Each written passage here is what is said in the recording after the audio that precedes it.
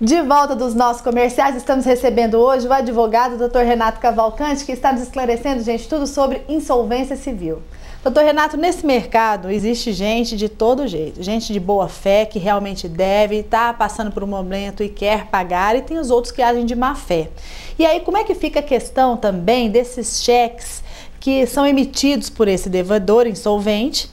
E o que pode ser feito pelo procurador desse cheque, por exemplo? Nós estamos fazendo uma pincelada, porque esse instituto é muito amplo. Eu sei que o negócio vai fundo.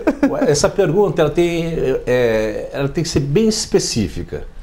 Se o cheque foi dado pré-datado, certo, e nesse interstício, nesse prazo, ocorre a insolvência, o credor do cheque, mesmo tendo saldo, ele não pode sacar mais que existe um administrador nomeado pelo juízo. Eles têm duas condutas a fazer. A primeira é se habilitar no prazo de 20 dias para discutir amanhã a forma que ele vai receber. Porque tem as fazendas federal, a estadual e a municipal que recebem em primeiro lugar. Antes disso tem os trabalhistas, até 150 salários mínimos que recebem em primeiro lugar. Depois que vem esses credores, chamam-se quirografários. Então ele tem que se habilitar. É a única forma que tem para fazer. E a segunda, para ele receber. E a segunda, que é o normal, é sentar e chorar.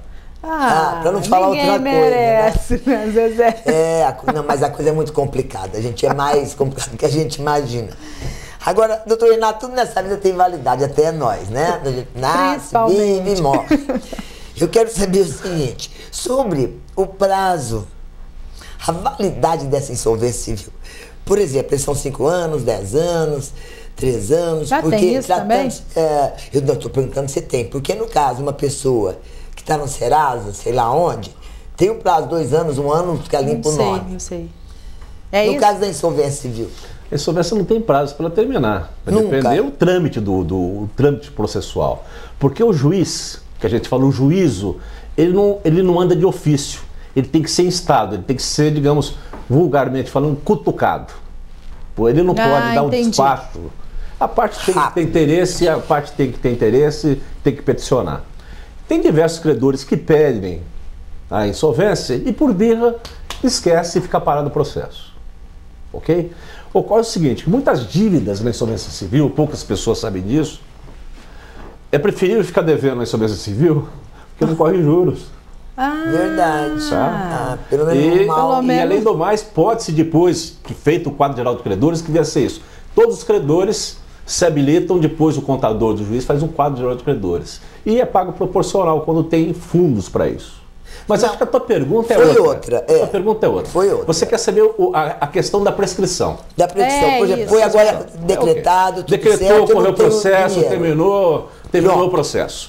Não tem mesmo dinheiro para pagar. Não tem dinheiro para pagar, não tem como. É negativo. Certo. A insolvência torna-se negativa. Fica lá. A pessoa, hipoteticamente, fica devendo uns 100 mil reais. Ok?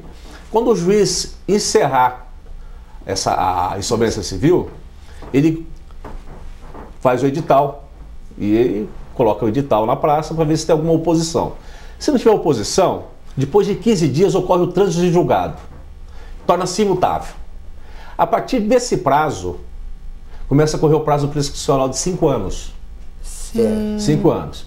Depois de 5 anos, se a pessoa dever 100, 200, 500, 1 milhão... Acabou? Não deve nada.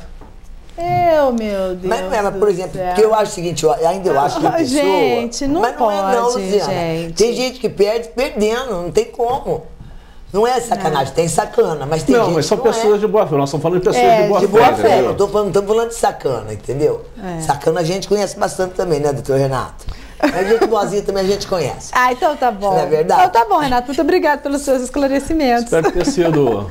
eu espero que tenha orientado as pessoas, pelo menos, para que mas procurar... Mas deixando claro que é simplesmente uma pincelada, porque esse instituto é muito profundo. Esse assunto realmente tem que ter, um bom advogado. Para vocês que precisam abordar a questão da boa ou a má fé do... Porque agora nós estamos falando da boa fé, da má fé nós vamos falar, gente, numa outra ocasião, mas nos aguarde. Mil beijos para vocês. Obrigada, Renata.